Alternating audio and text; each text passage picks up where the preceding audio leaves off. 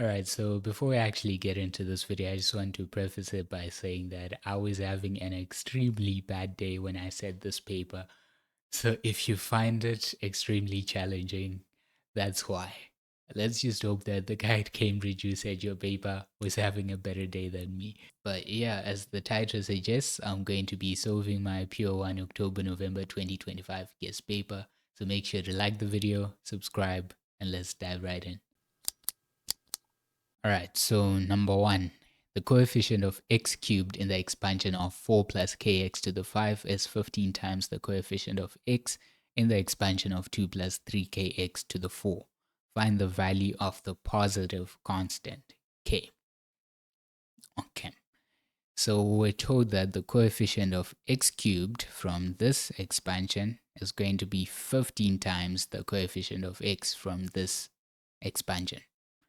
So let's just find the individual coefficients first, and then we'll try to make sense of what they've told us. So we've got 4 plus kx to the 5. And from here, we are interested in the term in x cubed. So we've got our binomial expansion formula from the MF19, which will say a plus b to the n is equal to a to the n plus n choose 1, a to the n minus 1, yes, n minus 1, then b plus n choose 2, a to the n minus 2, b to the 2, and it continues, and so on, right? We can use this to expand until we get to the term in x cubed, right? So we could literally just substitute into this formula and expand until we get x cubed, but that's not the most efficient way. Okay, so you find that each individual term that we have in this binomial expansion formula can actually just be written in the form n r, right, n choose r, times a to the power of n minus r, b to the r. If you look at, for example, this term here, r is 1, so n choose 1 is equal to a to the power n minus 1, b to the 1. If you go on to the second term here, n choose 2, r is 2, so n choose 2, a to the n minus r being 2, b to the r being 2 again. So if you want any term from the expansion, it's going to be of this form. You just need to figure out what r is going to be. So coming back to what we have, keeping in mind that we know that any term in our expansion is going to be of this form, right? We can say that we know that n is 5. So it's going to be 5 choose. We don't know what r is yet. And then we know our a is going to be 4. So we've got 4 to the power of n being 5. Again, we don't know what r is, so 5 minus r. And then our b being kx to the power of r. So we can just rewrite this as 5 choose r times 4. I'll keep it as the power of 5 minus r. Then here I want to distribute the power. I can write this as k to the power r times x to the power r. So you've got times k to the power r times x to the power r. And so since we are looking for the term in x cubed, we know that this is where our x cubed is going to come from. So in other words, we're saying that this xr is going to be the x cubed. So it means that r is going to have to be 3 for us to have x cubed here. And so you then just substitute r as 3. So you've got 5 choose r times 4 to the power of 5 minus 3, that's 2. And then you've got times k to the power of r, that's 3, times x to the power of 3, x cubed. And we're interested in the coefficient. So that's going to be this part here. This By the way, in case you're not familiar with this notation, 5 choose 3 is the same as 5, 3, almost like in vector notation. This is the same thing. It's just a notation thing. So you punch in 5 choose 3 into your calculator, you get 10 multiplied by 4 squared. 4 squared is 16, so you've got 16 times 10. That's 160 times k cubed. I won't write x cubed because we just want the coefficient. So we get that the coefficient of x cubed from the expansion of 4 plus kx to the 5 is 160 k cubed. Now we need to get the coefficient of x in the expansion of 2 plus 3kx to the 4. 2 plus 3kx to the 4. We can use the same idea. We know that if we want any individual term from this expansion, it's going to be of the form n choose r times a to the n minus r times b to the r. So in our case, we know that our n is going to be 4. So it's 4 choose r times a. A is the first term, that's your 2, to the power of n is 4, minus r, we don't know what r is, and then b, our b is 3kx, the whole thing. And this is being raised to the power of r. And then we're just going to distribute this power r. So you end up with 4 choose r times 2 to the 4 minus r. And then here is going to be 3 to the r times k to the r, and then times x to the r. So in this case, we want the term in x. So in other words, x to the power 1. So the x to the power 1 will come from this part here. So it means r must be equal to 1. So therefore we have that this is 4 choose 1 times 2 to the power of 4 minus 1, that's 3. And then you've got times 3 to the 1 times k to the 1 times x to the 1. Okay. 4 choose 1, that's going to be 4 times 2 cubed, so 4 times 8 times 3 times kx. 4 times 3, 12, 12 times 8. Is that 84? My mental math is atrocious. 12 times 8, 96. Oh man, that's shocking. Okay, so that becomes 96k. Right, this part here is the coefficient of x. It's the number that's multiplying the x. So now that we have the coefficient, let me label it 160k cubed is coefficient of x cubed. And then we've got the coefficient of x, right? Coefficient of x is that. What are they actually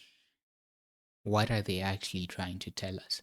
They're saying that the coefficient of x cubed, which is, I'll just put this up there, 160k cubed, is 15 times. So it's equal to 15 times the coefficient of x. So 15 times what we found down here, the 96k. Okay. This is what they've told us. Now we need to use this information to solve for k. So what is 15 times 96? You get that 160k cubed is equal to 1440k. And then we can put everything on one side. Factorize, don't divide by an unknown. That's bad practice. So put everything on one side, factor out the k, and then you've got 160k squared minus 1440 is equal to 0. So either k is 0, right? Either this part is 0 or the bracket is 0. So 160k squared minus 1440 is 0. We can take the negative 1440 to the other side, divide both sides by 160. You get that k squared is equal to k squared is 9. So take the square root on both sides. K is plus or minus the square root of 9, which is 3. And they have specified that find the positive value of the constant k. So we can conclude that therefore k must be equal to 3. And yeah, that's the question. If this idea here does not make sense to you, then you can just substitute into the binomial expansion formula and stop whenever you get the term that you want. But I'd highly recommend practicing to use this idea. It will save you a lot of time. Number 2, the function f is defined for x as a real number by f of x is equal to negative x squared plus 4x plus c, where c is a constant. It is given that f of x is less than 1 for all values of x. Find the set of possible values of c. So anytime you see an equation with an unknown, typically a quadratic, there is a good chance that this is a discriminant question. So I'm just going to sketch out the scenario that they've given us so that we can actually see how the discriminant plays a role in this question. So we're given some function, which is a quadratic, right? And then we're told that f of x is less than 1, right? That's the range of our function. So if I put the x-axis here, and I mean the y-axis really isn't necessary, but let's just say the line y equals 1 would be that line there, y is equal to 1. We are told that our function f of x, which I'll put in red, our function f of x is always less than 1. And note that f of x is a negative parabola, sad face, upside down curve, right? So it looks something like this. It's always less than 1, so it's never going to touch this line y equals 1. This is y is equal to f of x.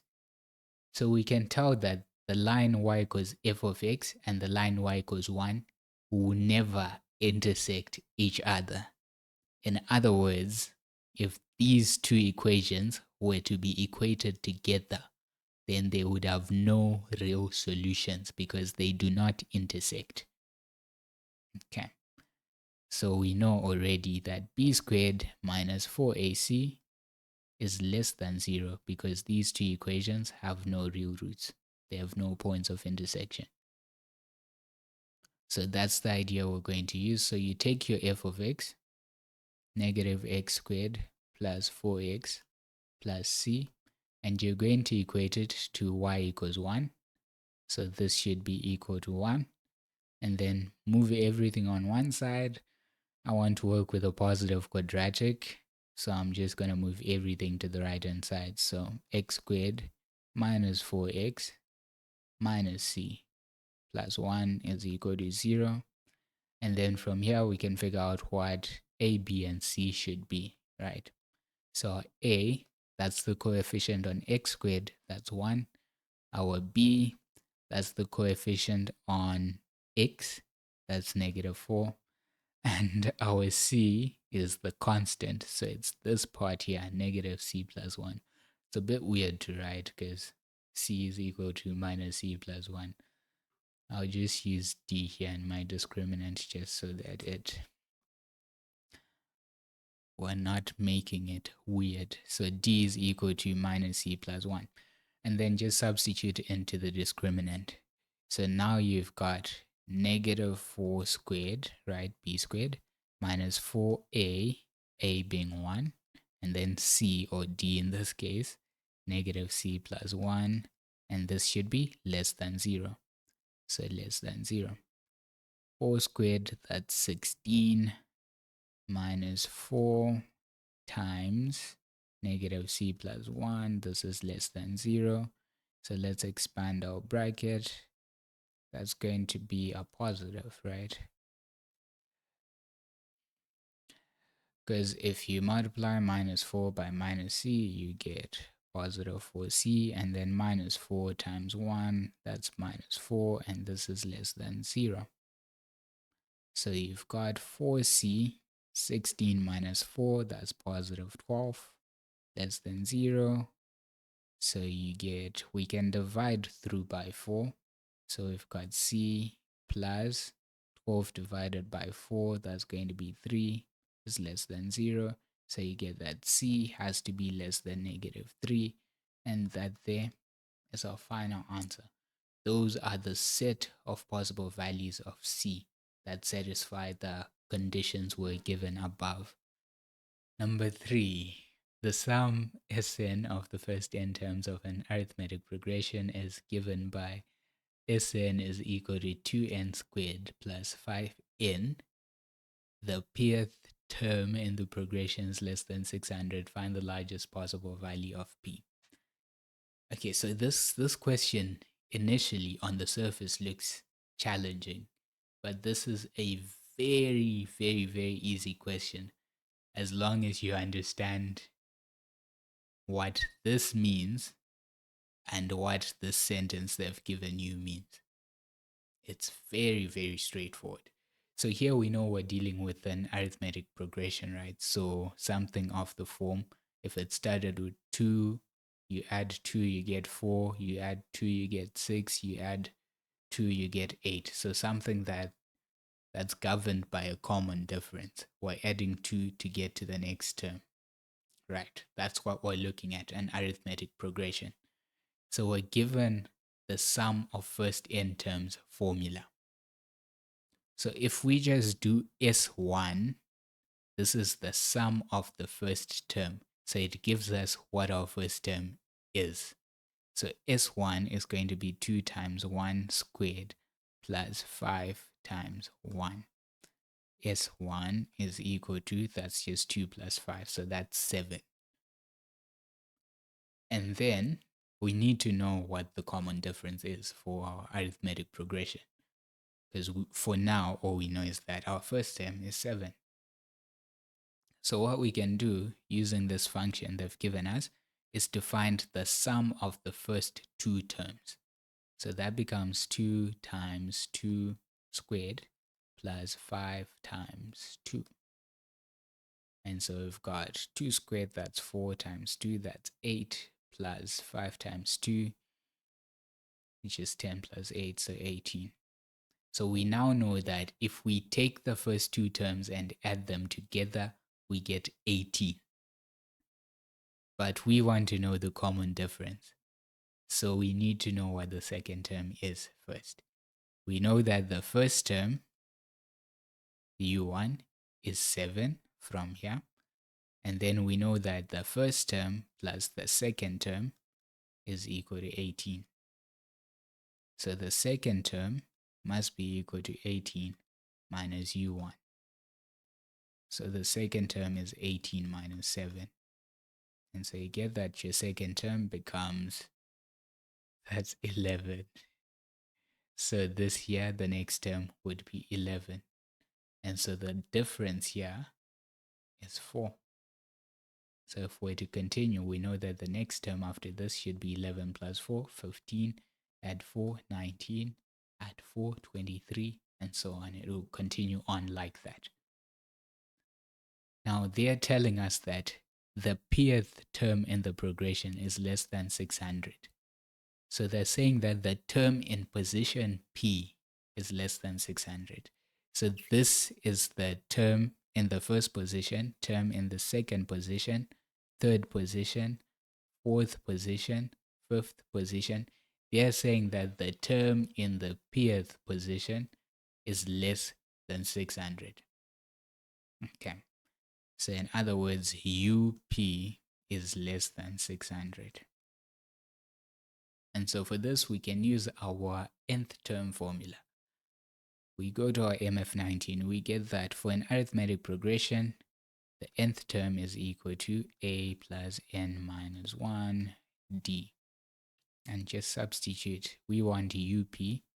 So UP is going to be equal to our a, that's our first term, 7, plus n minus 1, our n is p, so p minus 1. Our common difference, we got that there, that's 4. And they're saying that this UP is less than 600. So you've got 7 plus p minus 1 times 4 is less than 600. And then we can just solve this inequality to get the largest possible value of p. So move the 7 to the other side, you've got p minus 1 times 4 is less than 600 minus 7, so 593. Divide both sides by 4, you get p minus 1 is less than 593 over 4, which is 148.25. And so you end up with p, add 1 to both sides, p is less than 149.25. So as you can see, since p is representing a position for a specific term, it has to be a whole number. It has to be an integer, right? So the largest possible integer here that we get is going to be 149. This is the largest possible p, such that UP, or the pth term, is less than 600. Number 4. The equation of a curve is y is equal to x squared plus 16 over x minus 5 part A.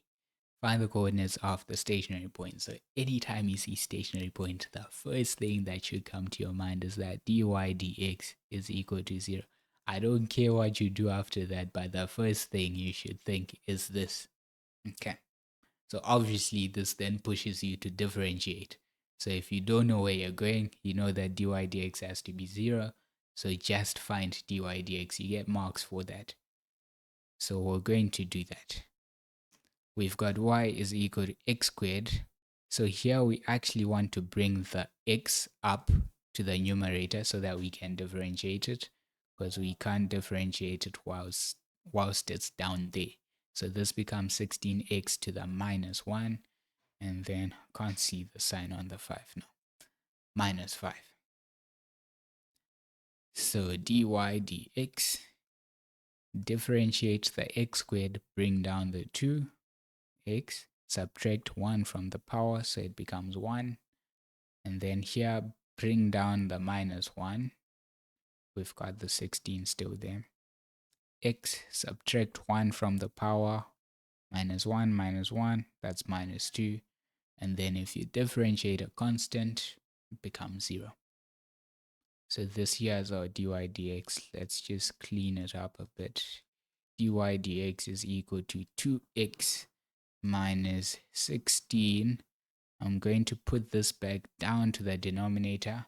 Using our laws of indices, we can rewrite x to the minus 2 as 1 over x to the power 2.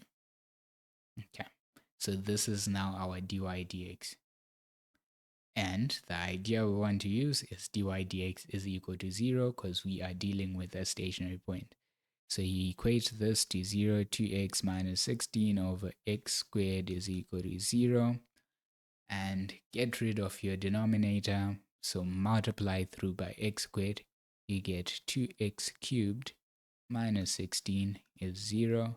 So 2x cubed is equal to 16. Divide both sides by 2. X cubed is equal to 8. Take the third root on both sides. And so you should end up with x is equal to 2. And we just go back to the original equation. When x is 2, we're saying y is going to be 2 squared plus 16 over 2 minus 5.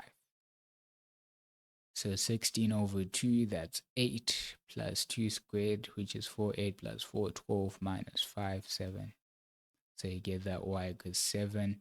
So therefore, our coordinates of the stationary point are x is 2 and y is 7. That's our final answer.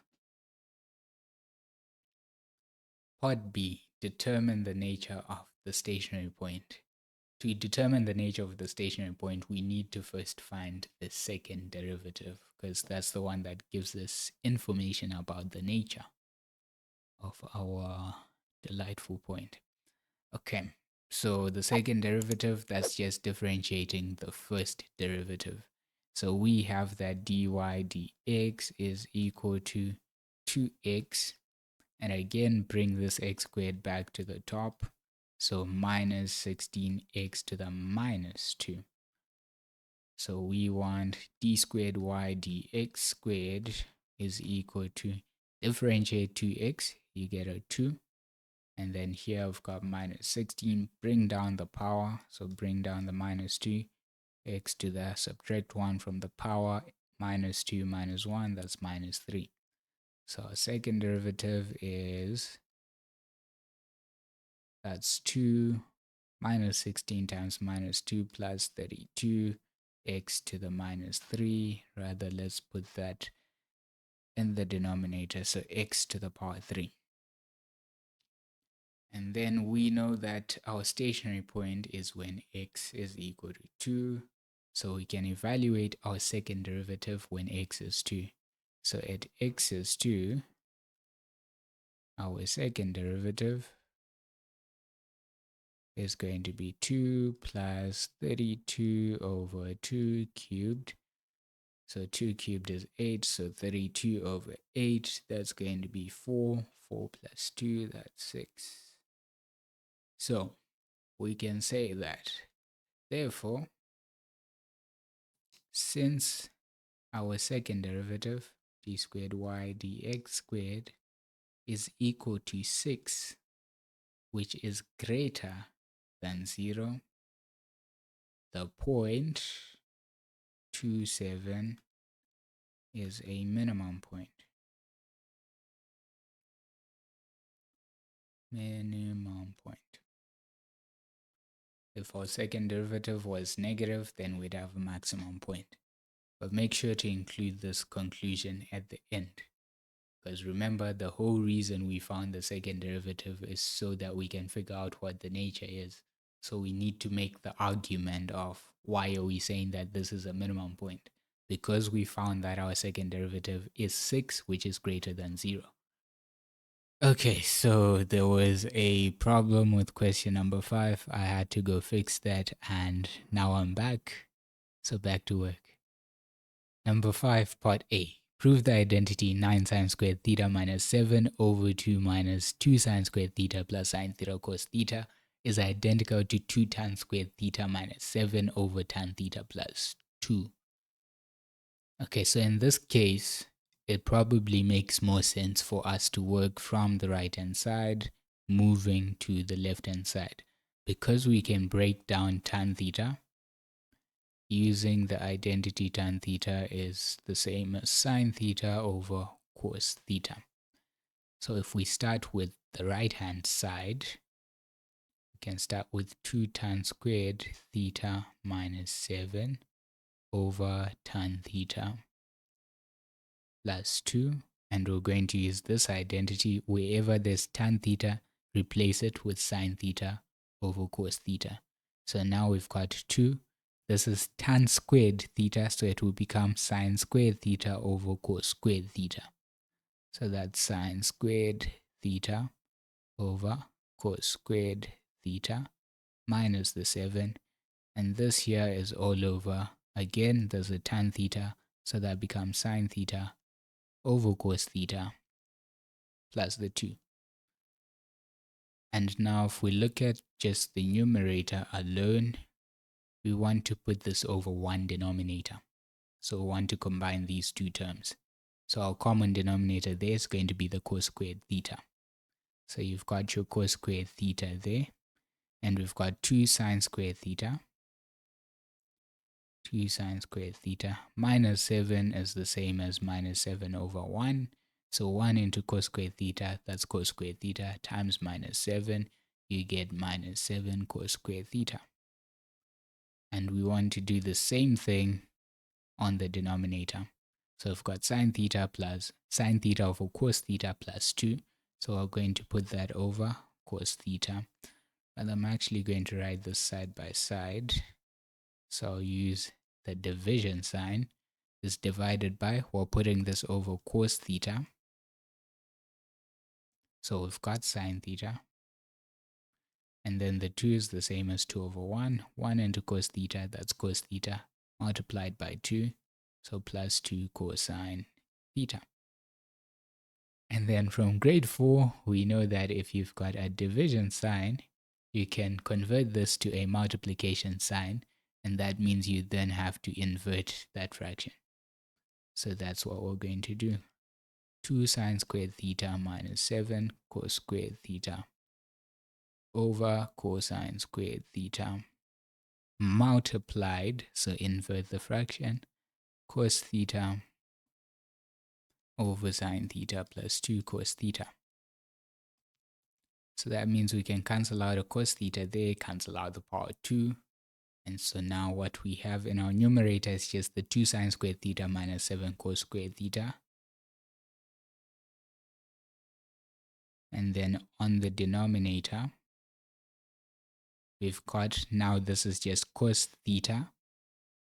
And that's going to be multiplying our sine theta plus 2 cos theta. So sine theta plus 2 cos theta, all in brackets. Okay. Seems like we're getting close. Let's start with the numerator. For the numerator, we're trying to get to 9 squared theta, 9 sine squared theta minus 7. So we can use the identity. We know that cosine squared theta is identical to 1 minus sine squared theta.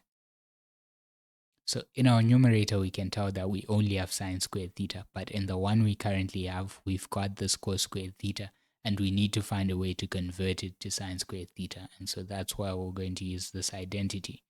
So it then becomes 2 sine squared theta minus 7. We're replacing the cos squared with 1 minus sine squared. And this is all over. That's going to be, in the denominator, I'm just going to multiply through by cos. So that's, I'll write sine first.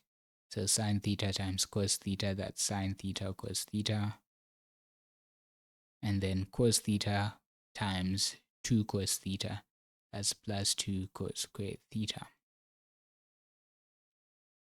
In our numerator, we can just expand out this bracket. So you've got 2 sine squared theta minus 7 plus 7 sine squared theta. And this is all over sine theta cos theta plus 2 cos squared theta. So I hope you can see that in the numerator, we just have to add the 2 sine squared theta to the 7 sine squared theta, and we get the 9 sine squared theta minus 7. 9 sine squared theta minus 7. And now in the denominator, what's missing? So we've got the sine theta cos theta. The difference is this 2 cos squared theta has to become 2 minus 2 sine squared theta. And so it looks like, again, we can use this identity here because we want to find a way to rewrite cos squared theta in terms of sine squared theta. So what we end up with is sine theta cos theta plus 2 times, we're rewriting the cos squared as 1 minus sine squared theta. And so that becomes 9 sine squared theta minus 7 all over sine theta cos theta 2 times 1 plus 2, 2 times minus sine squared theta minus 2 sine squared theta. I believe that's what they want, right? Yeah, let's just rewrite it in the order that they have it.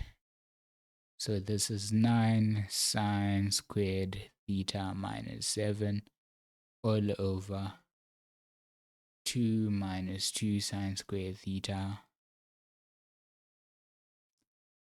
plus sine theta cos theta. And we have proved that this here is identical to 2 tan squared theta minus 7 over tan theta plus 2. Because we have shown that the right hand side can be simplified to give us the left hand side.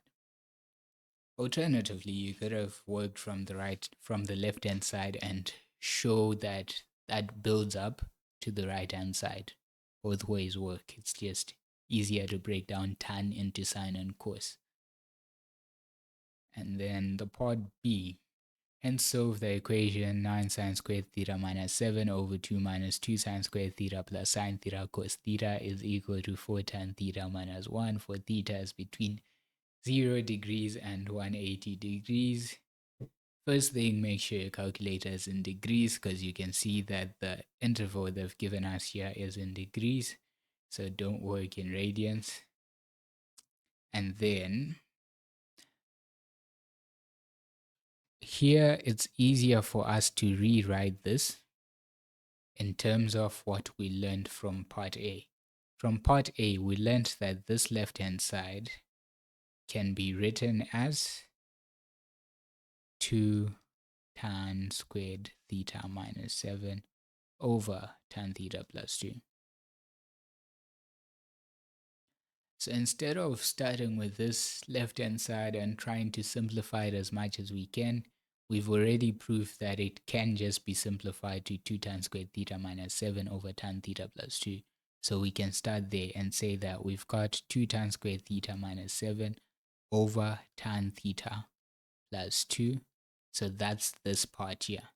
And this has to be equated to 4 tan theta minus 1. That's why they said hence, because they want you to use information from part A. And now we can just multiply both sides by tan theta plus 2 to get rid of the denominator. So that becomes 2 tan squared theta minus 7, because if we multiply this side by tan theta plus 2, it would cancel out the denominator. And then we also have to multiply this side by tan theta plus 2. And here we'd have to expand this. So 4 tan theta times tan theta, that's 4 tan squared theta. 4 tan theta times 2, that's 8 tan theta. Minus 1 times tan theta, that's minus tan theta. Minus 1 times 2, that's minus 2. And so we've got 2 tan squared theta minus 7 is equal to 4 tan squared theta. 8 minus 1, that's 7 tan theta, minus 2. And then let's put everything on one side. I will move everything on the left to the right because I want to work with a positive tan squared theta. So we end up with 4 tan squared theta minus this 2 tan squared theta plus the 7 tan theta minus 2. This minus 7 becomes a plus 7, and this is all equal to 0. So simplifying 4 tan squared theta minus 2 tan squared theta, that's 2 tan squared theta. Then we've got plus 7 tan theta minus 2 plus 7, that's, my mental math is shocking, that's positive 5. And I believe we can factorize this by side. 2 tan theta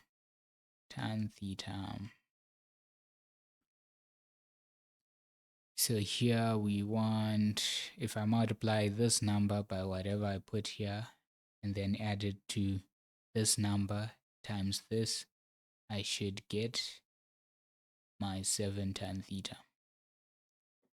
So that means I can put a 1 here and I can put a 5 here, because the argument is that 2 times 1 gives me 2, and then 5 times 1 gives me 5. So I end up saying, let me put it on the side. It's 2 times 1, this 2 times that 1, plus this 5 times this 1 tan theta. 5 times 1, that gives me 2 plus 5, which is 7. So that means my factorization is correct. Alternatively, if you don't want to factorize, use the quadratic formula. Okay, so we get that 2 tan theta plus 5 is equal to 0. And so, and also that tan theta plus 1 is equal to 0. We now have trig equations in terms of tan theta that we can solve. So we can start with the first one. Now this question has overlapped to this page. I can't be asked. We leave it like that. Okay. So we've got 2 tan theta plus 5 is equal to 0. So that becomes 2 tan theta is equal to minus 5. That becomes tan theta is equal to minus 5 over 2. So theta is equal to arctan of minus 5 over 2. So in the calculator, make sure you are in degrees and then punch in arctan of minus 5 over 2, which gives us negative 68.19859. Okay. And this is clearly outside of our interval, which is saying from 0 to 180 degrees. But we can use this nifty formula. So this here is also called our principal value, which is the value that you get from just punching this into the calculator. And so we can use this nifty formula, PV plus 180n, to get all the possible solutions for tan theta. So if n is 1, we get that this becomes our principal value, which is the negative 68, plus 180, that gives us plus 180, that gives us 111.8 degrees, which is in our interval. It's between 0 and 180, so that's going to be a solution. If we use it again at n equals 2, you should get something that's beyond 180. So that's not going to be part of the solutions we're looking for. Let's do the same thing for tan theta plus 1 is 0. So here we've got tan theta is equal to minus 1. Theta is equal to arctan of minus 1, which should be minus a quarter pi, or rather minus 45 since we're in degrees. Theta is minus 45 degrees. Again, we'll use our beautiful formula PV plus 180n. In this case, our PV is minus 45, so you've got PV plus 180 times 1.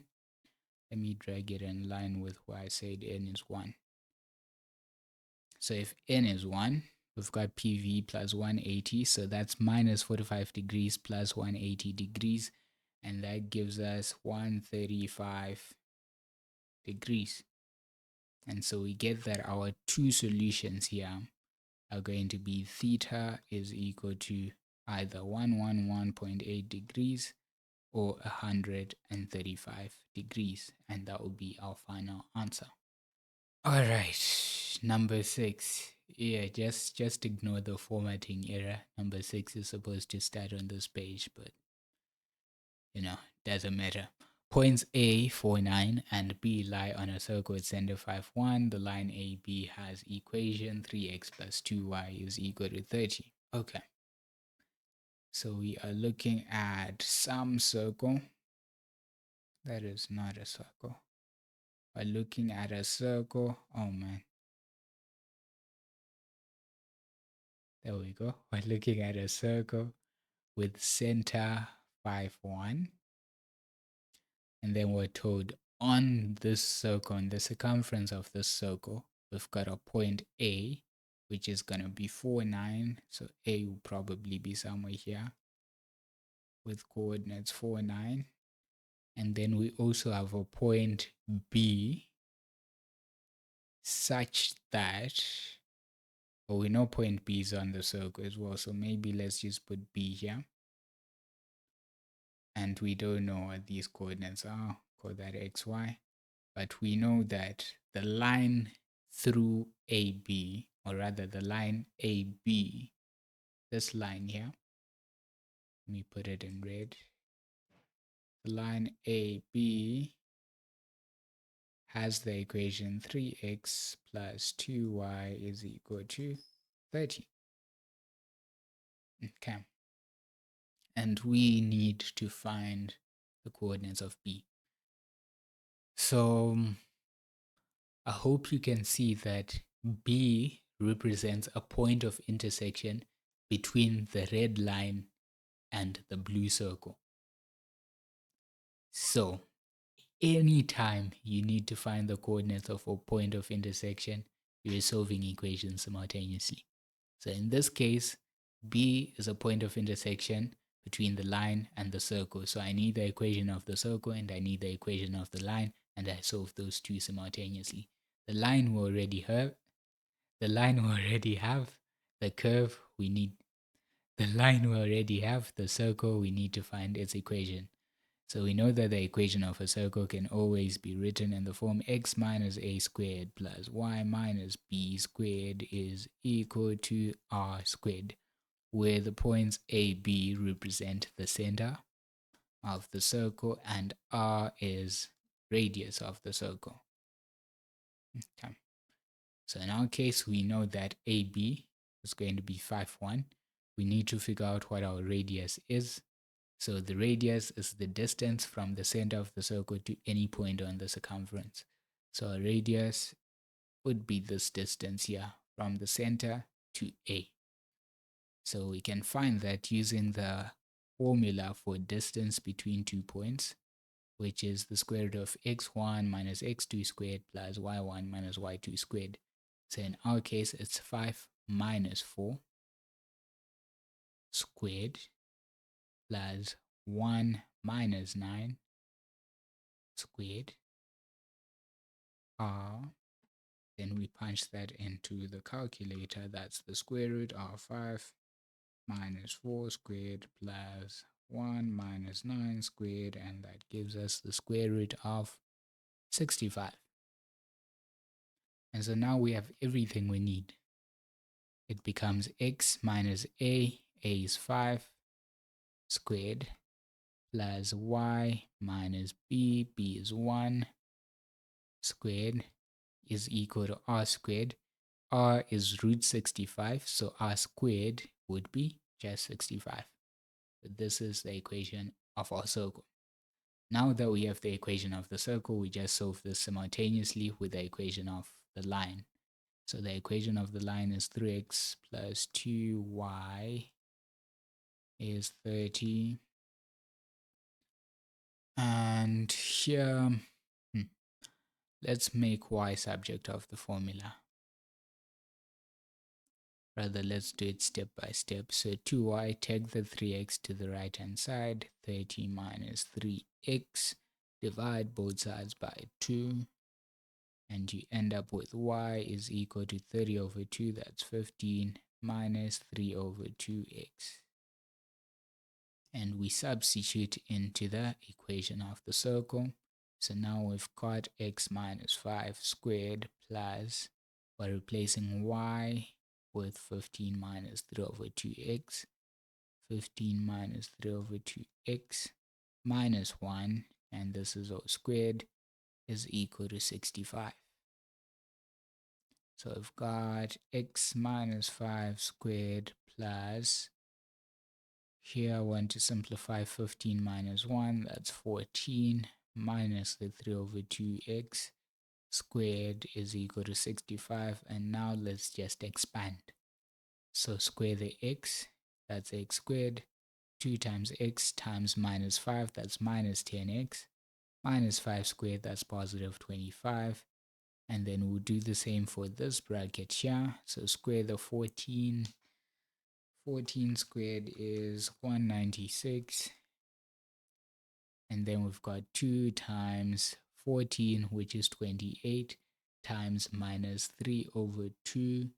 So that's 28 times minus 3 over 2, which is minus 42x.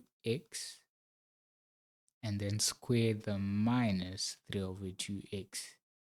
So that's going to be square the 3, you get a 9. Square the 2, you get a 4. Square the x, you get an x squared is equal to 65. Perfect. Now let's simplify like terms. We've got 1 plus 9 over 4. So that's going to be 13 over 4 x squared. Then we've got minus 10x minus 42x. That's minus 52x. Then we've got 25 plus 196. And then if we bring the 65 here, it's going to subtract.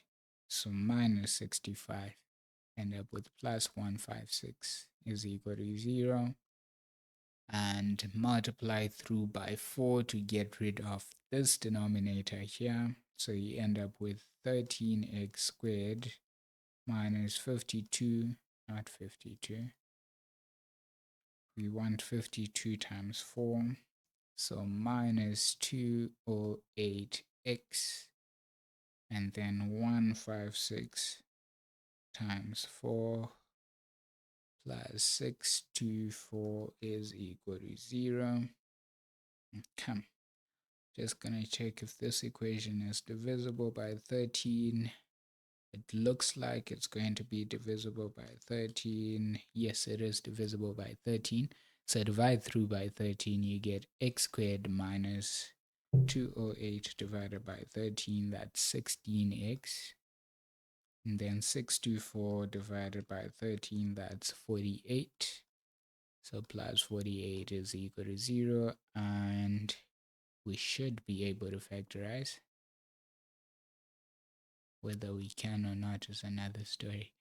Anyways, we want factors of 48 that add up to negative 16. So that's going to be 12 times 4, that's 48. And now we'll do minus minus, so that minus 12 minus 4 gives us minus 16. Perfect.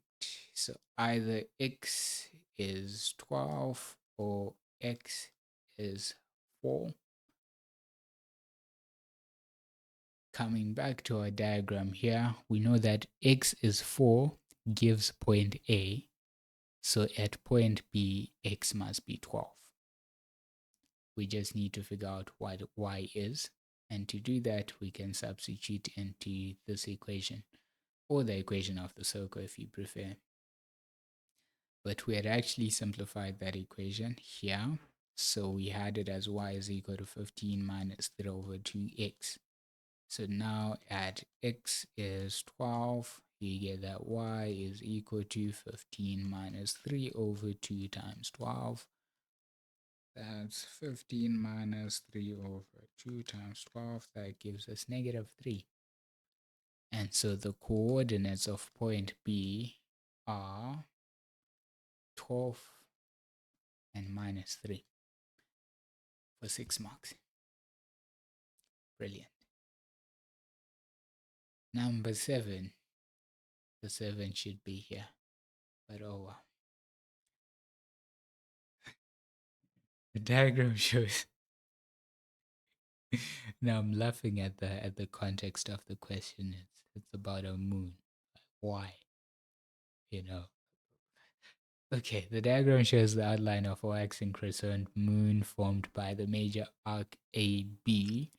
So major arc AB would be this whole thing of a circle with radius R and center O. So center O, radius R. Okay. The minor arc AOB but with center C. Radius R, center C. So now this minor arc that I've put in blue is actually coming from a circle with that center. So if we're to continue the circle, we'd also have this, and that's where that arc is coming from.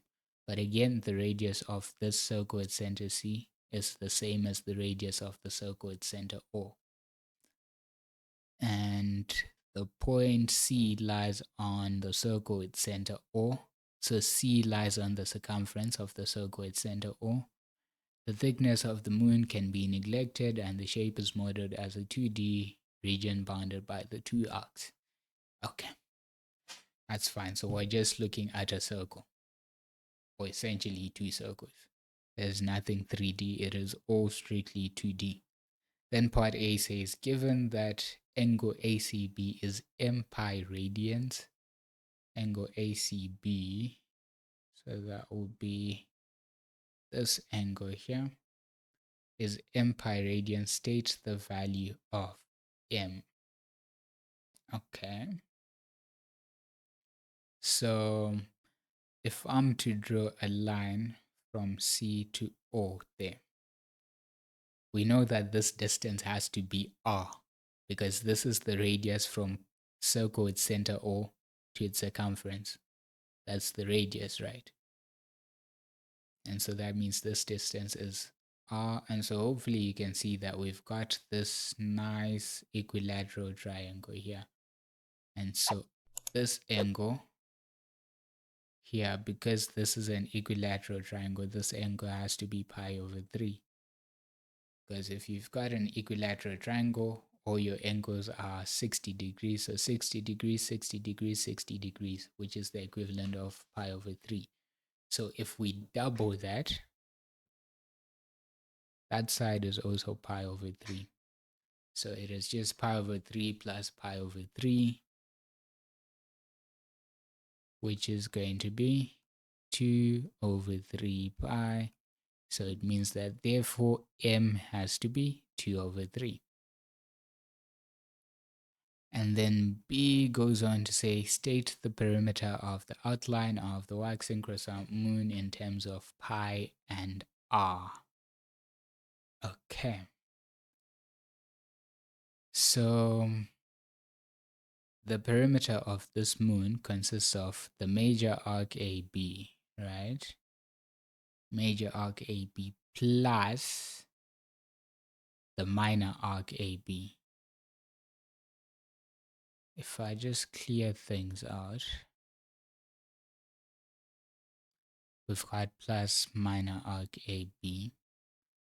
I want you to notice that minor arc AB is going to be the same as, rather, if we're being specific, minor arc AOB, which is the red one, is going to be the same as minor arc ACB, because this distance here is going to be R in both ways, and this distance here is also R.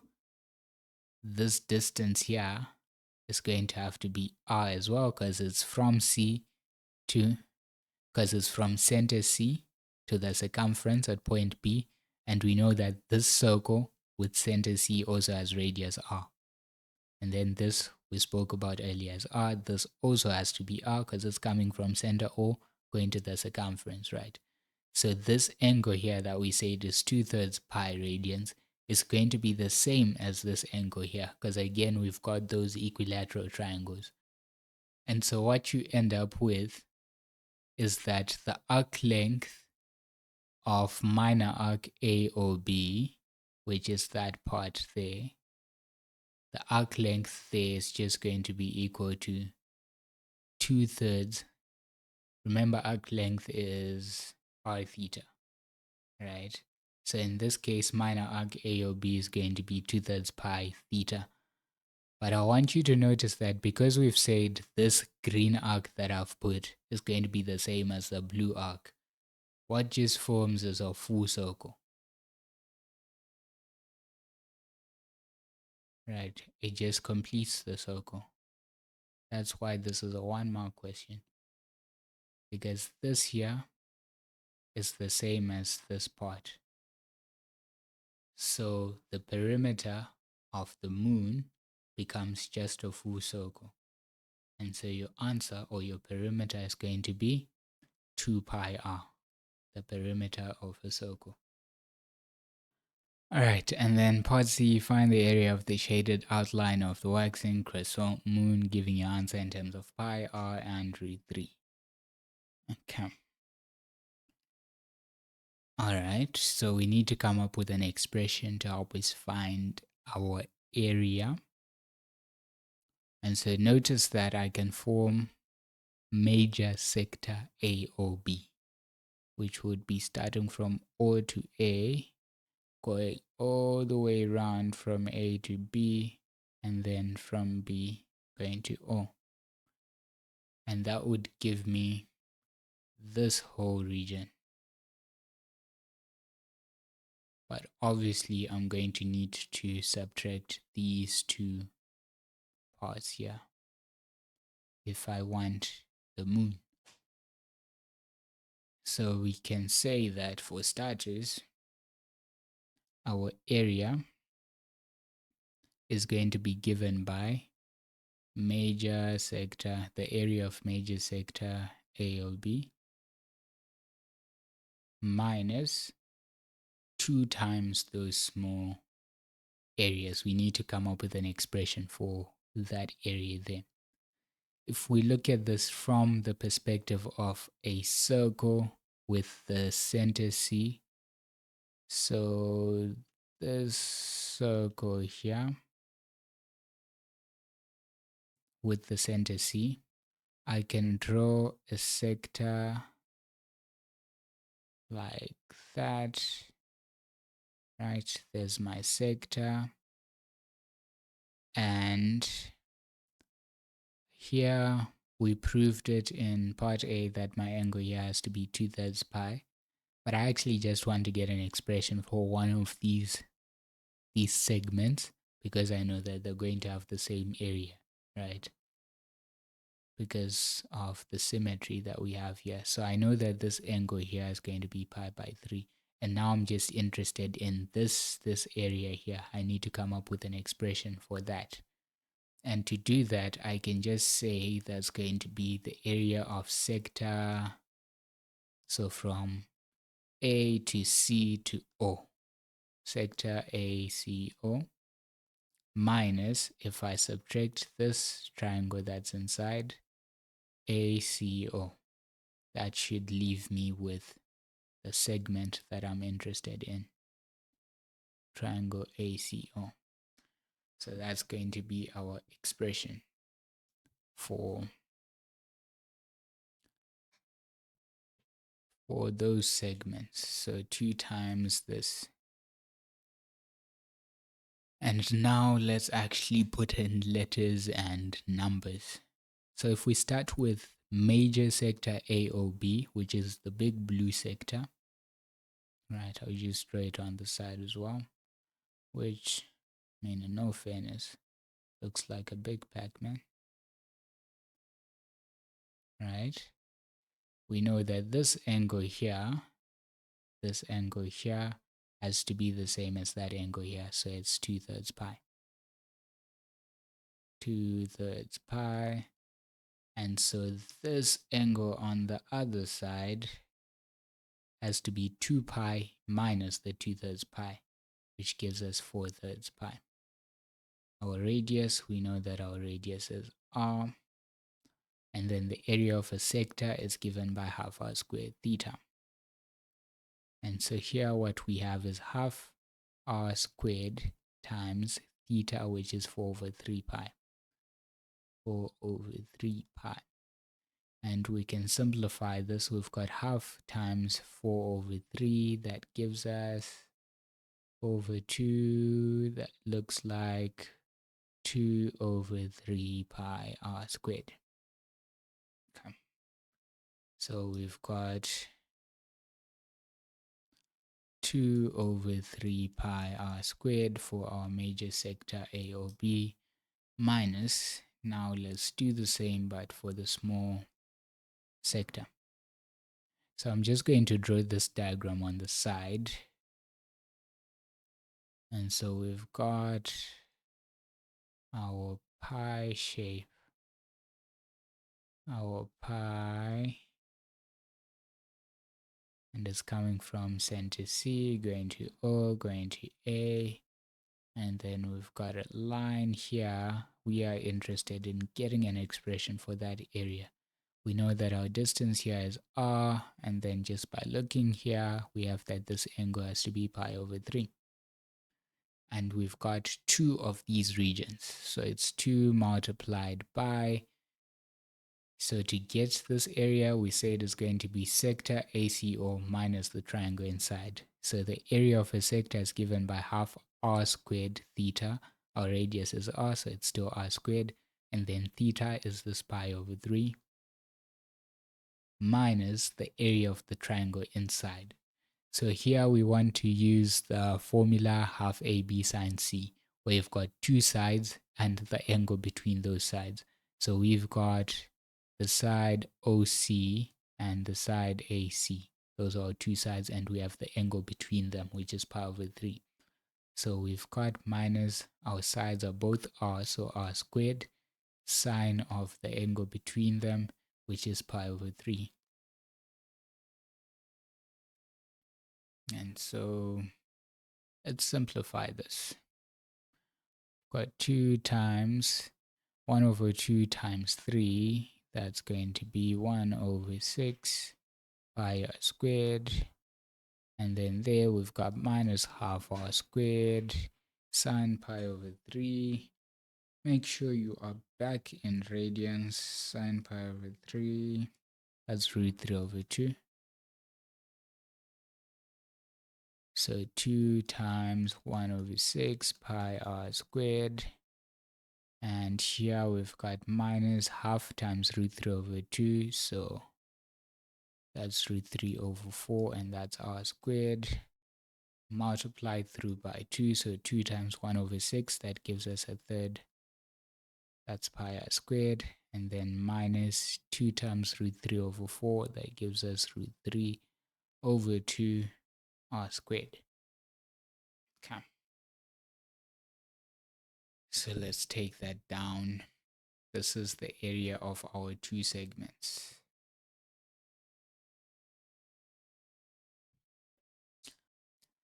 And then here, don't forget to put brackets because the minus is multiplying right through.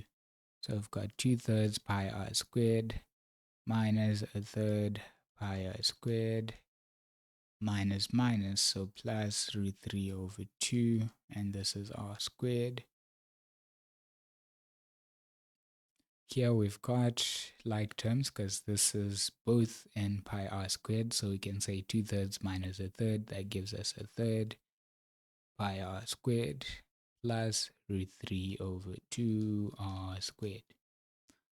And here you can, if you want to, you can factor out r squared and get 1/3 pi plus root 3 over 2. But both, you could stop here or here, depending on your preference. So that will be our final answers in terms of r, pi, and root 3. Number 8, the first, second, and third terms of a GP are cos theta over tan theta, and 2 over tan theta minus cos theta, respectively, where theta radians is an acute angle. Part A, find the exact value of theta.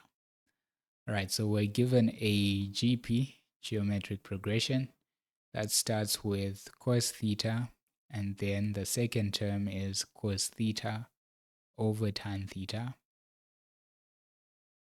and then the next term after that is 2 over tan theta minus cos theta.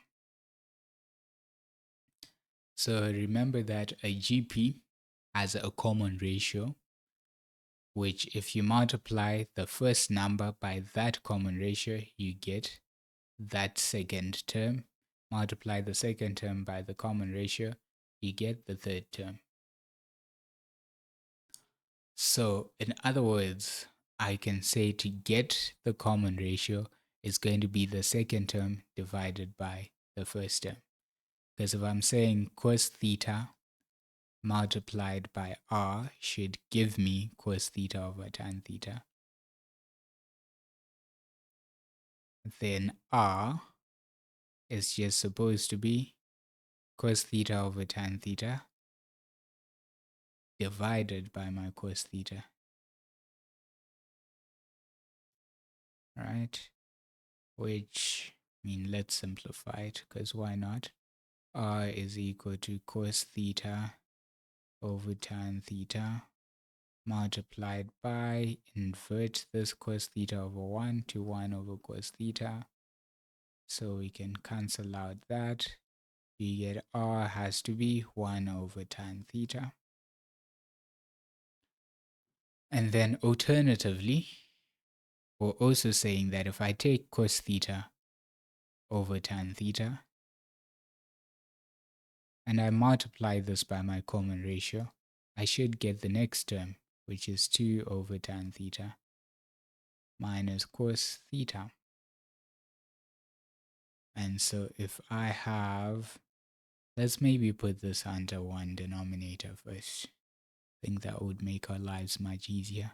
So r cos theta over tan theta is equal to, put everything over, I think probably best idea is to rewrite tan theta as sine theta over cos theta. And so what you have is that this is 2 divided by sine theta over cos theta minus cos theta. And so r cos theta over tan theta is equal to, that cos theta goes up, that's 2 cos theta over sine theta minus cos theta. And so let's put everything under one denominator. So r cos theta over tan theta is equal to, put everything over sine. So that's 2 cos theta. And then that's minus sine theta cos theta. And I guess since we've gotten rid of tan on the right hand side, let's get rid of it on the left. So we've got r cos theta over sine theta over cos theta is equal to 2 cos theta minus sine theta cos theta over sine theta. Cos theta goes up top. And so what you end up with is r cos squared theta over sine theta is equal to 2 cos theta minus sine theta cos theta over sine theta. And we can just multiply both sides by sine theta and get rid of the denominators, right? So you've got r cos squared theta is equal to 2 cos theta minus sine theta cos theta. And then you get r, divide both sides by cos squared, is equal to 2 cos theta minus sine theta cos theta over cos squared theta. This is long.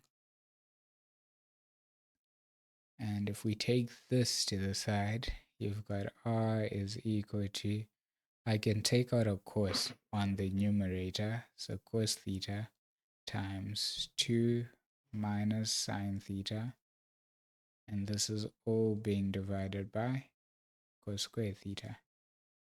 And so you get that this cos theta cancels out with the power 2, and you've got 2 minus sine theta over cos theta. And on the other hand, we found that r is 1 over tan theta. So we also have that r is 1 over tan theta, which, remember, tan is the same as sine over cos. I swear there has to be a faster way of doing this. The cos goes up top, cos theta over sine theta. Okay. So we've got two equations. We've got that r is 2 minus sine theta over cos theta from here. And we've got r is equal to cos theta over sine theta from here.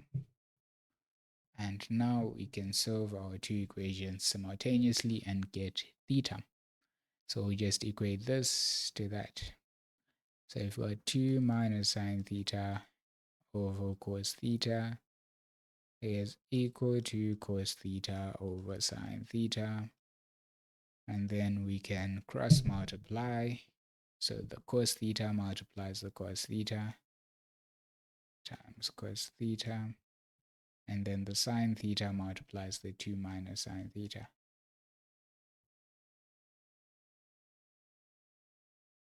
And so cos theta times cos theta square theta is equal to sine theta times 2 sine theta. Sine theta times negative sine theta, negative sine square theta. And then we've got, what's the best way to go about here? So here,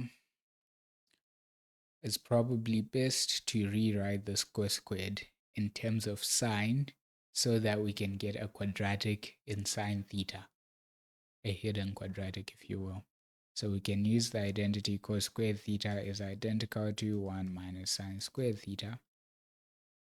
And so that becomes 1 minus sine squared theta is equal to the right hand side 2 sine theta minus sine squared theta. Oh, how nice, it cancels out. So if we put everything on one side, I'll move everything to the right. So we've got 2 sine theta minus sine squared theta. Move this minus sine squared theta to the right, it becomes plus sine squared theta. And then this 1 goes to the right, it becomes minus 1 equals 0. And so this here would just cancel out and you end up with 2 sine theta minus 1 is 0. And you can say 2 sine theta is equal to 1. Sine theta is equal to 1 over 2. And then theta has to be arcsine of 1 over 2. And so theta is equal to, is theta in radians or degrees? Theta is in radians, arcsine of 1 over 2, which is arcsine of 1 over 2, which is 1 over 6 pi. So we get that theta is pi over 6. Yeah, there is probably a faster way of simplifying these trig ratios. It's possible that it might have been better to stick to 10. It might have cancelled out much faster, I don't know, but you can try it out and let me know in the comments down below. Part B then says, using this value of theta, find the sum of the first 12 terms of the progression. Give your answer in the form a root b over root b minus 1, where a and b are integers. Okay. So from the MF19, we know that for a GP, the sum of first n terms is going to be a times 1 minus r to the n all over 1 minus r. So we now know that theta is pi over 6. And from part A, or from the stem of the question rather, we know that the first term is cos theta. So our A is equal to cos theta.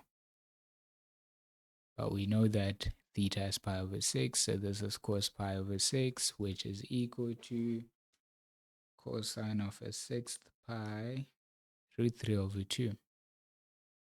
That's going to be A. And then our common ratio, we can use one of the expressions that we got. So we can use r is equal to cos theta over sine theta. So r is equal to cos theta over sine theta. So we know that theta is pi over 6, so cos pi over 6 over sine pi over 6. And so if we punch this into the calculator, cos pi over 6 divided by sine pi over 6 gives us root 3. Perfect. And so we just substitute into the sum of first n terms formula. So we want the sum of the first 12 terms. So that becomes a, that's root 3 over 2, multiplied by 1 minus r, which is root 3. And this is being raised to the power of n. N is 12. And this is all being divided by 1 minus r. So 1 minus root 3. And now it's our job to simplify. So the sum of the first 12 terms is going to be root 3 over 2 times 1 minus root 3 over 12. Remember the square root sign, right? From laws of indices, we know that the square root of a is the same as a to the power half. So there we're just looking at, if we've got root 3 to the 12, this is the same as saying 3 to the power half. That's the square root, raised to the power 12. And from laws of indices, we know that if you've got a to the power of m times n, is going to be a to the power mn, right? So we can just multiply the 12 and the half, 3 to the 12 times half, that's 6. Alternatively, if your calculator is powerful enough, you can just punch in root 3 raised to the power 12. Some calculators will give you, in this case, it gives you an exact value, so never mind. You can just punch it straight into your calculator. But in some instances, your calculator may give you a decimal value, so you need to know how to manipulate surds and simplify them. So this becomes 729 if you punch this into your calculator. And this is all over 1 minus r, 1 minus root 3. Let's simplify that further. So we want to work on our numerator. That's going to be 1 minus 729, which is minus 728. So you've got root 3 over 2 times minus 728 divided by 1 minus root 3. And then 728 divided by 2 gives us 364. So you've got negative 364 root 3 divided by 1 minus root 3. Is that what they want from us? Okay, so be careful here. The square root is actually positive, right? The coefficient on the square root is positive. But on what we have derived so far, we've got a negative sign behind the square root. So we need to sort that out. And to do that, we can just factor out a negative. So negative 364 root 3. And if we factor out a negative here, it becomes, this negative root 3 becomes positive root 3. And this positive 1 becomes negative 1. And this allows us to cancel out that minus sign there. And you just get, therefore, the sum of the first 12 terms is going to be 364 root 3. And this is all over root 3 minus 1. And that's going to be our final answer. It's in exactly the form they requested, a root b. So 364 root 3. And then root over root b minus 1. Root 3 minus 1. Okay. Number 9, the equation of a curve is y is equal to 8 plus 18x plus 12x squared plus 2x cubed. Part A, find the set of values of x for which y increases as x increases. So, if we draw a Cartesian plane, right, they're saying find the set of values of x for which y increases as x increases. So they're saying if we increase x, then y must increase as well. So we're looking at a region like that, right? And we know that this is just an increasing function. Because if we take the gradient at any point, our gradient is always going to be positive. So in other words, what they are asking you is find the set of values of x for which this function is increasing. And if this function is increasing, we know that dy dx must always be positive. The gradient must always be positive, so this must be greater than 0. So we need to solve this equation, and that will give us the set of values of x for which the function is increasing. So we first need to find dy dx. So we need to differentiate. So differentiate 8, that's a constant, you get 0. Differentiate 18x, that's just 18. Differentiate, we've got plus 12. Differentiate x squared, so bring down the 2. X, subtract 1 from 2, you get 1. Plus 2, differentiate the x cubed, bring down the 3. X, subtract 1 from 3, that's 2. So you get that dy dx is going to be equal to, that's 18 plus 24x plus 2 times 3, 6x squared. Okay. And we want this dy dx to be greater than 0. So 18, I'll write it in decreasing powers of x. So 6x squared plus 24x plus 18 is greater than 0. And here, everything is divisible by 6. So I'm just going to divide through by 6. So that we've got x squared plus 4x plus 3 is greater than 0. And we have a quadratic inequality that we need to solve. So first, let's just solve the quadratic equation. So change the inequality sign to an equality sign. So x squared plus 4x plus 3 is equal to 0. And do not use your calculator here. Factorize this by hand. So factors of 3 and 1, that add up to 4. So plus 3 plus 1. So we get that either x is minus 1 or x is minus 3. So these are the solutions to the quadratic equation. Now we need to solve the inequality. So if we sketch this out, what we're looking at is something like this. We've got our points, we've got minus 1, rather this is minus 3, and we've got minus 1, and we want the region above the x-axis, right, above 0. So that's going to be these two regions, right? So either x is less than minus 3 or x is greater than minus 1. Those are the two regions for which y increases as x increases. And that would be our final answer.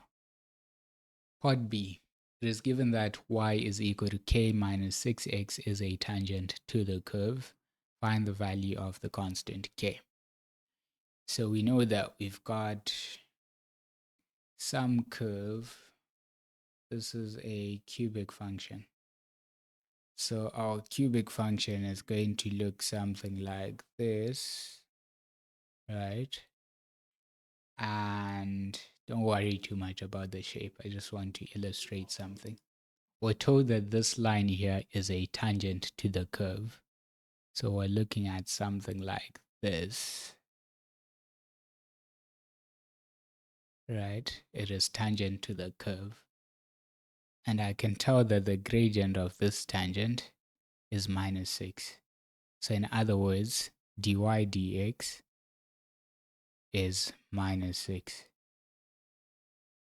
right? because if we take the gradient of a tangent to the curve, it is the same as dy dx. So the information they've given us is that dy dx has to be -6. So we can use that information to figure out what the coordinates of this point here are, and then use that to solve for the constant k. We already evaluated dy dx to be this, right? So 6x squared plus 24x plus 18 plus 24x plus 18. That's our dy dx, and this has to be equal to -6, equal to -6. So -6, and then move the -6 to the other side, you get 6x squared plus 24x plus 18 plus 6, so plus 24 equals 0. Just be careful to not use this version of dy dx, because remember, this is after we divided through by 6. This is not the actual dy dx. All right, and then here we can divide through by 6 because everything is divisible by 6. So that becomes x squared plus, that's going to be 4x plus 4 is equal to 0. Is that a perfect square? X plus 2 is equal to 0, because 2 times 2 gives us 4, and then 2 plus 2 gives us 4 as well. So we get that x has to be -2. And we also need to know what the y coordinate is at this point. So for that, we can use the equation. So y is equal to 8 plus 18x. Y is equal to 8 plus 18x plus 12x squared plus 2x cubed plus 12x squared plus 2x cubed. And then just evaluate this when x is -2. So y is equal to 8 plus 18 times -2 plus 12 times -2, and this is squared, plus 2 times -2, and this is cubed. Y is equal to, punch this into your calculator, 8 plus 18 times -2 plus 12 times -2, and that's squared, plus 2 times -2, and that's cubed. And that gives us y is 4. So we know that the coordinates at this point here are going to be -2, 4. And so this point also happens to lie on our red tangent. So we can just substitute its coordinates into this equation here. Because again, that's the line of the tangent to the curve. So these points satisfy this equation. They are of the form y equals to k minus 6x. So you can just substitute them into that equation and solve for k. So I've got -2, 4, and y is equal to k minus 6x. So y is 4 is equal to k minus 6. X is -2.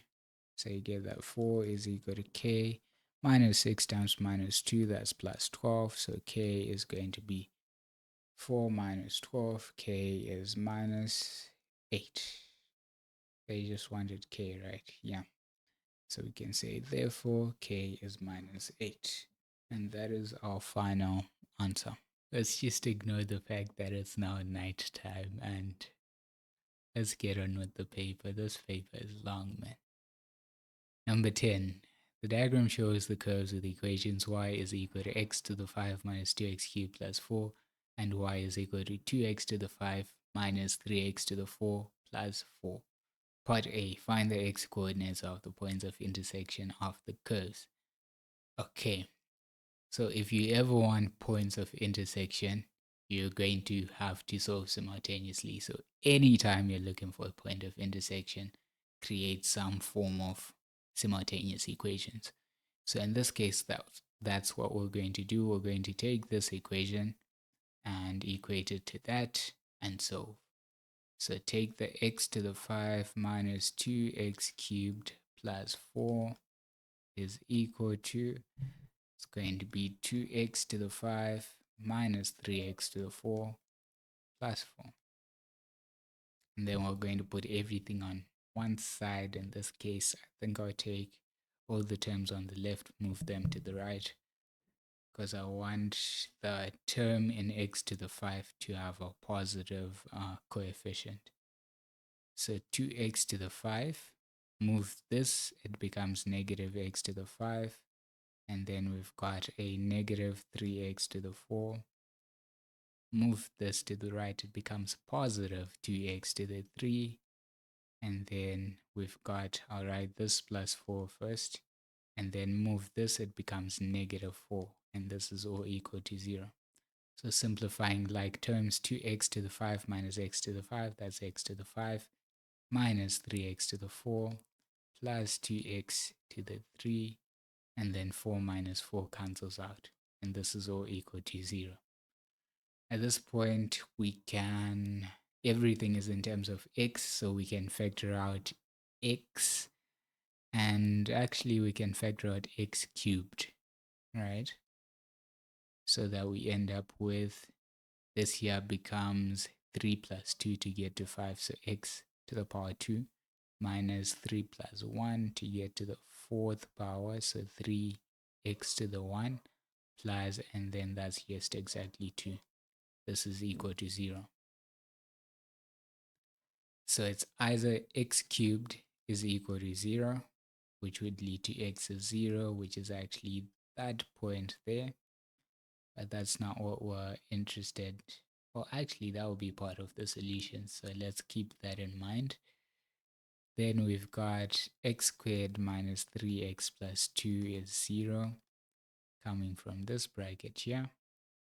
And if we factorize that, don't use your calculator, please.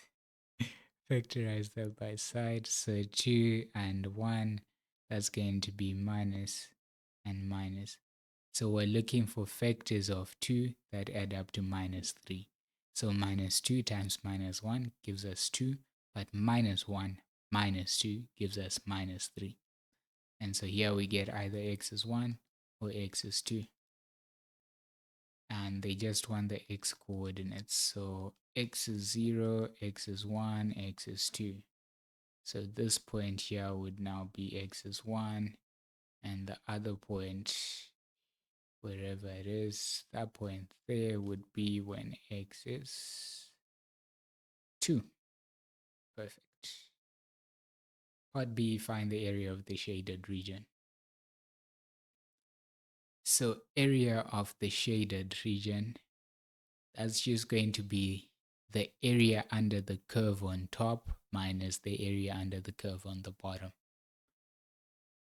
That should give us the shaded area, because essentially what's happening, if we get the area of the curve on top, we're getting all of this area, right?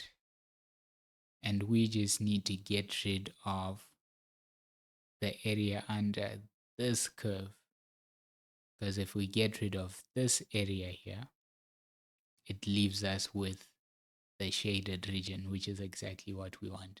So that's why we say the area under the curve on top minus the area of the curve underneath. So we're saying area under top curve minus area under bottom curve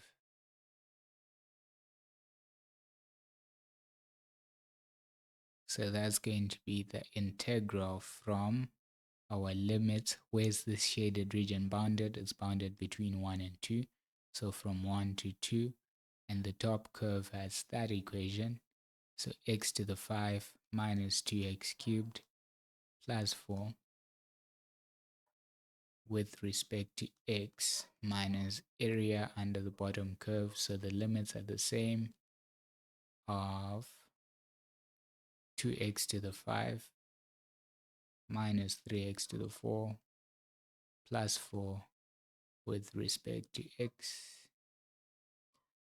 And here, since we've got the same limits on our integral sign, we can actually just put all of this under one integral sign. So it becomes the integral from 1 to 2 of x to the 5 minus 2x cubed plus 4 minus this bracket. So minus 2x to the 5 minus 3x to the 4 plus 4. And this is all with respect to x. Okay. So let's simplify. This is x to the 5 minus 2x cubed plus 4 minus times 2x to the 5. So minus 2x to the 5 minus 3x to the 4 plus 3x to the 4 minus times positive 4. So that's minus 4. And this is all with respect to x. To have like terms, okay, we can tell that the 4 and the minus 4 should cancel out. And then we've got x to the 5 minus 2x to the 5. So this becomes the integral from 1 to 2 of x to the 5 minus 2x to the 5. That's minus x to the 5. And then plus 3x to the 4. And we've got the minus 2x cubed. And this is all with respect to x. We can finally integrate. So if we integrate negative x to the 5, add 1 to the power, that's 6, divide by the new power. And then 3x to the 4, add 1 to the power, that's 5, divide by the new power. Minus 2, add 1 to the power, that's 4, divide by the new power. And the limits are from 1 to 2. And now we can substitute in our limits. Just gonna paste this into the actual question.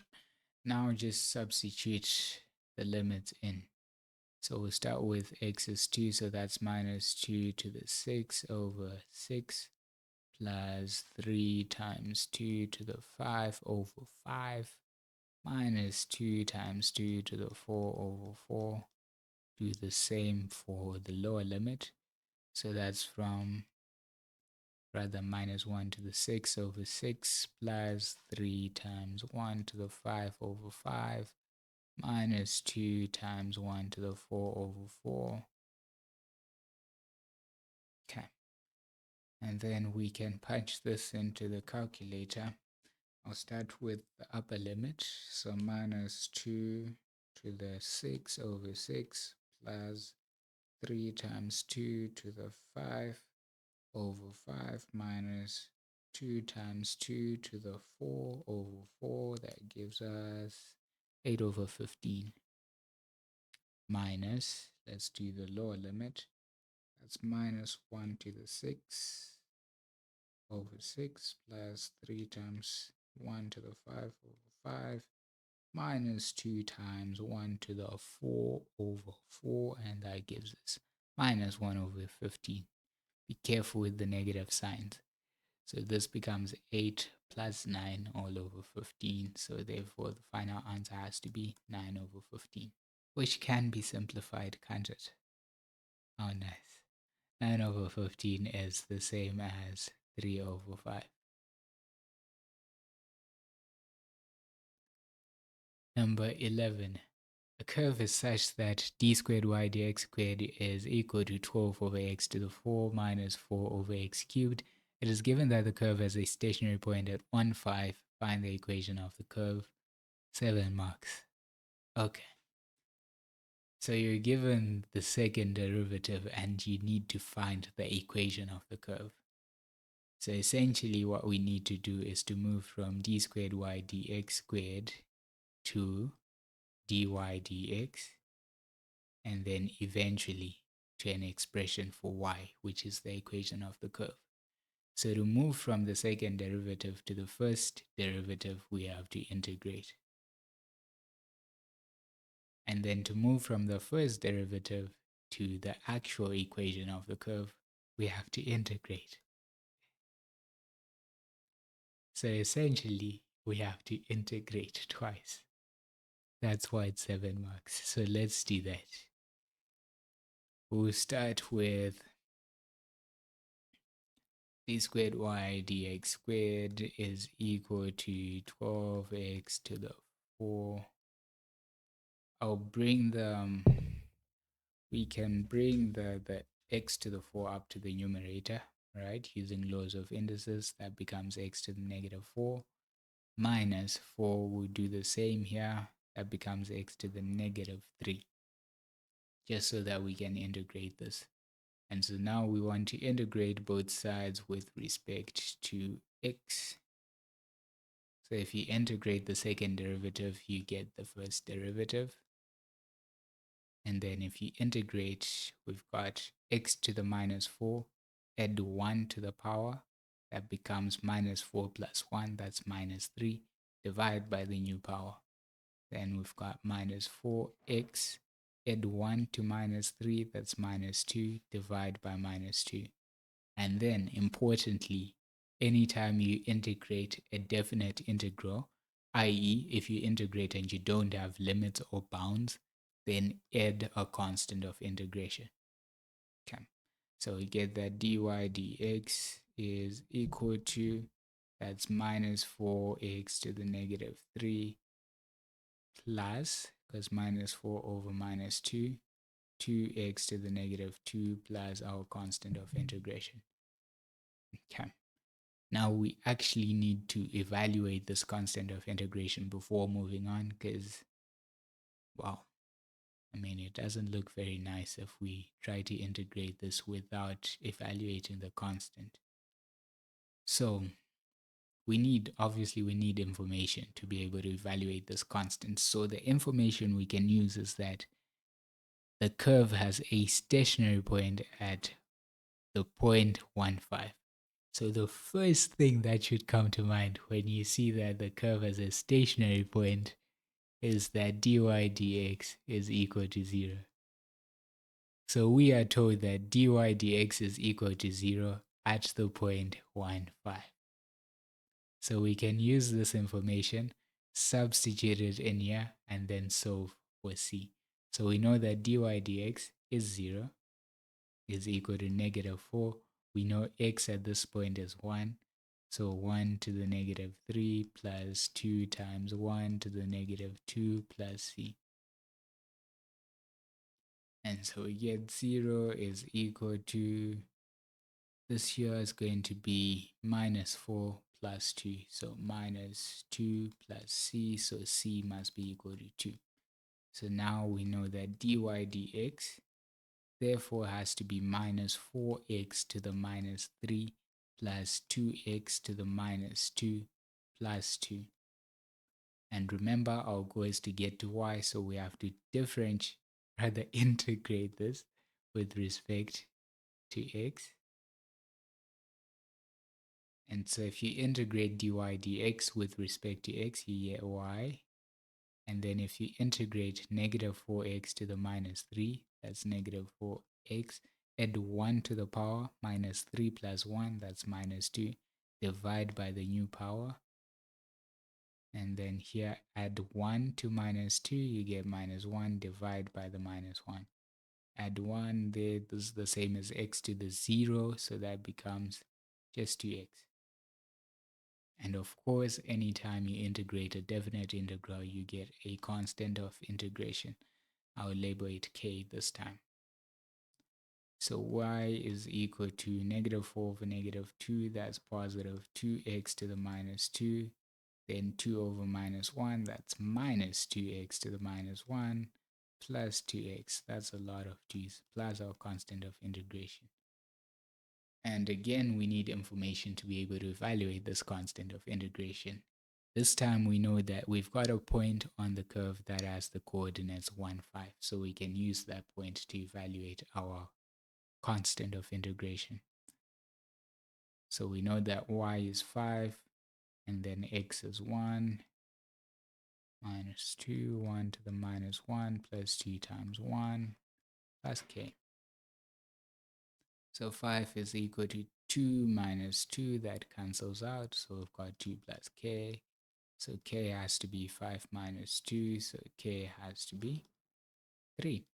And so therefore you can conclude that using this line here, y is equal to 2x to the minus 2 minus 2x to the minus 1 plus 2x plus k. We know that k has to be 3, so plus 3. And that's our final answer. Easy, 7 marks. Number 12. The functions f and g are defined for all real values of x by f of x is equal to 2x plus 3 squared plus k, and g of x is equal to 7x minus 3, where k is a constant. Part A. Given that the range of the function gf is gf of x is greater than or equal to negative 24, find the value of k. Okay, no pun intended. Let's start off by finding gf of x. So gf of x is going to be equal to, so this means that we're replacing the x in g with f of x. Okay, so this becomes 7, and then that x there is going to be replaced by f of x. So 2x plus 3 squared plus k, and then minus 3. So we get that gf of x is equal to, this is going to be, let's multiply that out. So 7 times the bracket, that's 2x plus 3 squared, then 7 times the k plus 7k minus 3. Okay. And what do we know? We know that gf of x is greater than or equal to negative 24. So hopefully you can see that this looks like the completed square form, right? So this is a quadratic that is essentially in its completed square form. And the information they've given us, right, we can use that information to sketch our quadratic. All we know is that, I don't know, maybe something like this. We've got some parabola whose minimum point is minus 24, because we're told that gf is always greater than or equal to minus 24. So the lowest point on this curve is going to be minus 24. However, because we've got the completed square form, we can actually just read off the coordinates of the turning point. We can tell that the coordinates of our turning point should be, the x here would be whatever makes this equal to 0, whatever makes your bracket 0. So that's going to be x is minus 3 over 2, right? That's the x. We're not too interested in the x. What we're interested in is the y coordinate. We know that if this is the completed square form, then this part here gives us the y coordinate, 7k minus 3. So we know that our coordinates here are negative 3 over 2 and 7k minus 3. So hopefully you can see that the y value here, 7k minus 3, is minus 24. So in other words, 7k minus 3 is equal to minus 24. Because this is the turning point, and in this case, it represents the minimum point on this curve, which we know has a minimum value of minus 24. So we can use that to help us solve for k. So we get that 7k is equal to minus 24 plus 3, that's minus 21. Divide both sides by 7. You should get that k is minus 3.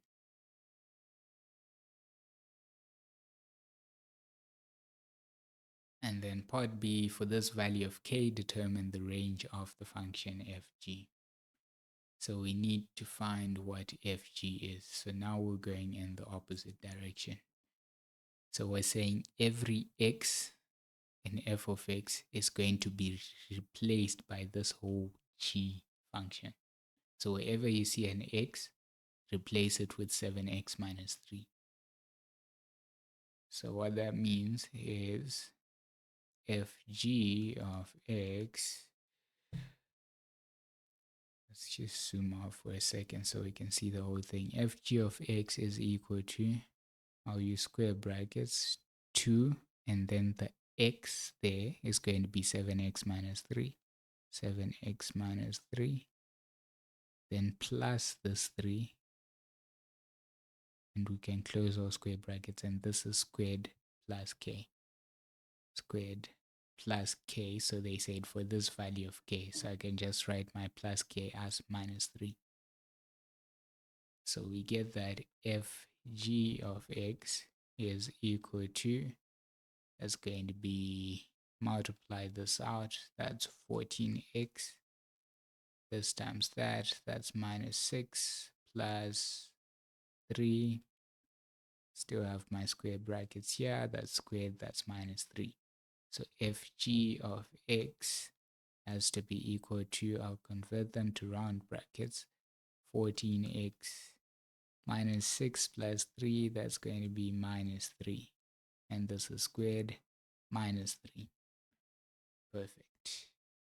So if we're to get the coordinates of the turning point for this function here, the x coordinate again is whatever makes that bracket 0. So 14x minus 3 is equal to 0.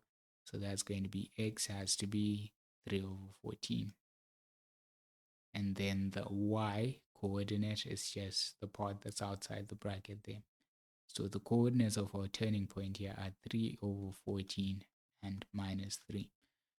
So if we're to sketch this, we're saying we're looking at something like this. This is our x-axis, and then we've got some parabola whose minimum point here is got the coordinates 3 over 14 minus 3. By the way, parabola is this U-shaped curve that we use for quadratics. It's called a parabola. Cool way to sound smart in class. Anyways, so we're saying that the minimum point on this curve, as you can see, it's going to be this U-shaped or smiley face quadratic, because the coefficient on x squared is going to be positive, right? We can tell that when I squared this, when I'm expanding and I squared this, is going to be positive. So I know it's a U-shaped graph.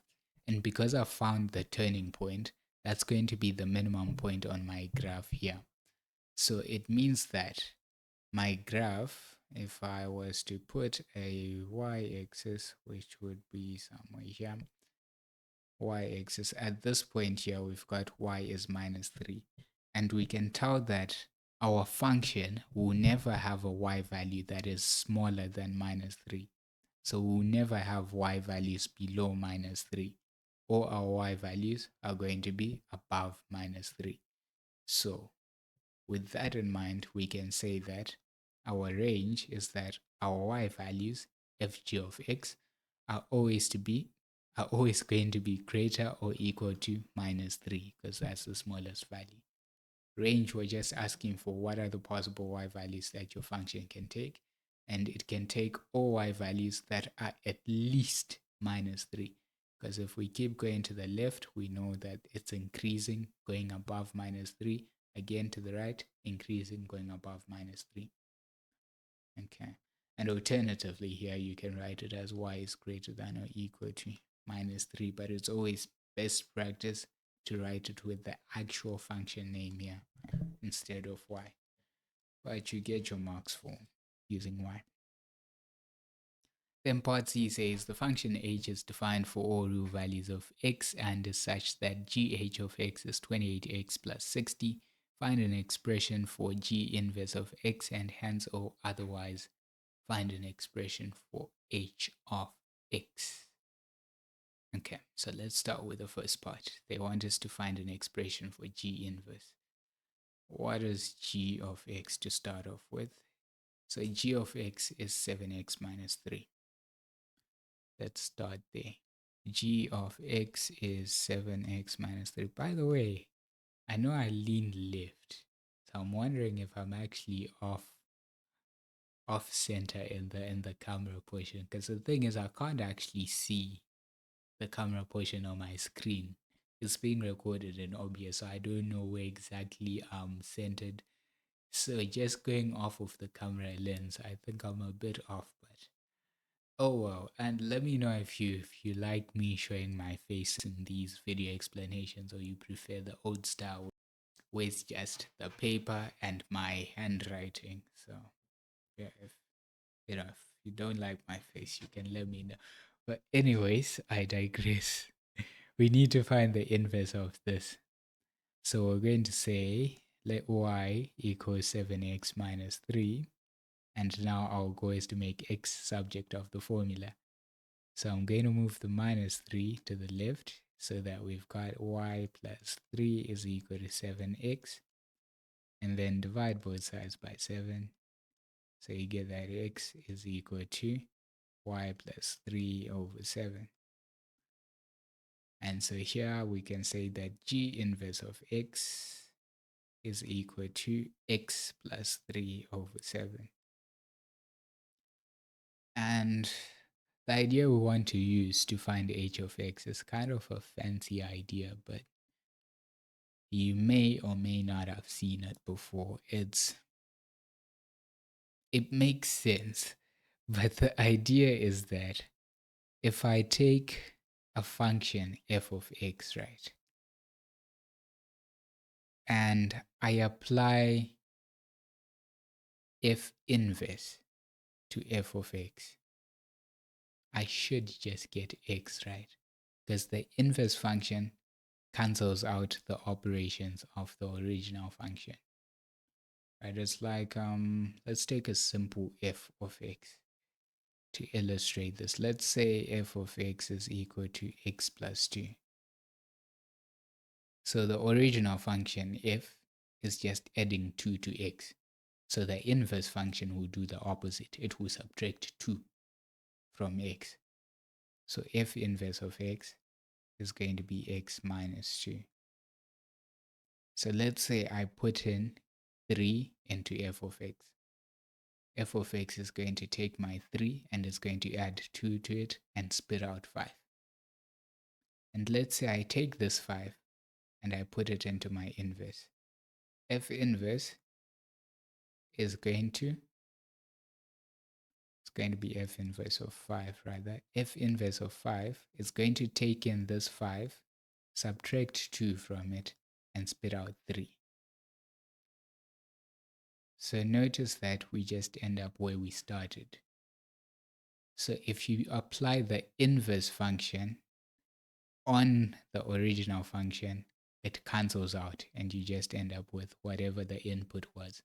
So more formally, it's f inverse of f of x gives you the x. So in this case, the idea that we want to use would be g inverse of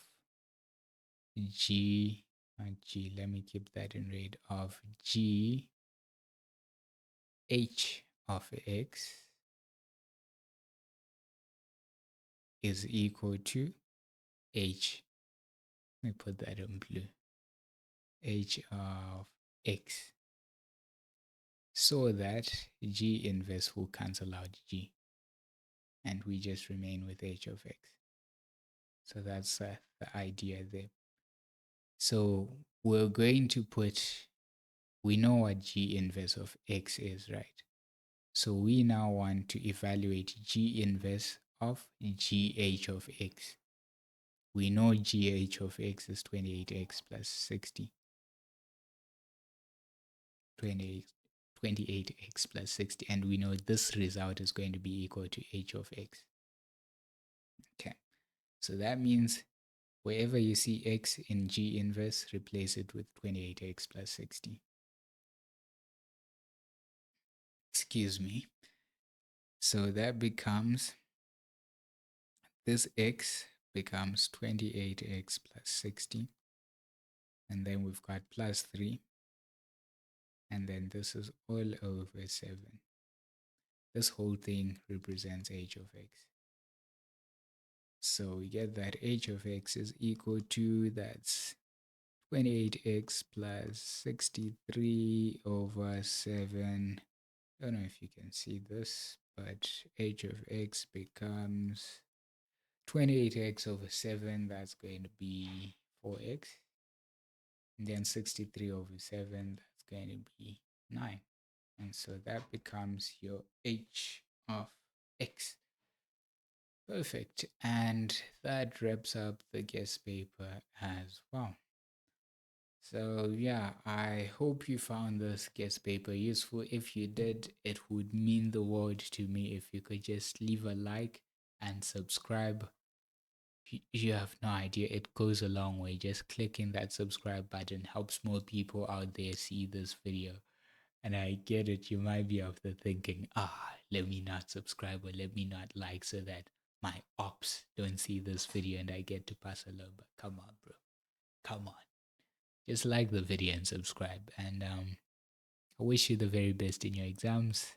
Believe in yourself and breathe. You've got this. Good luck.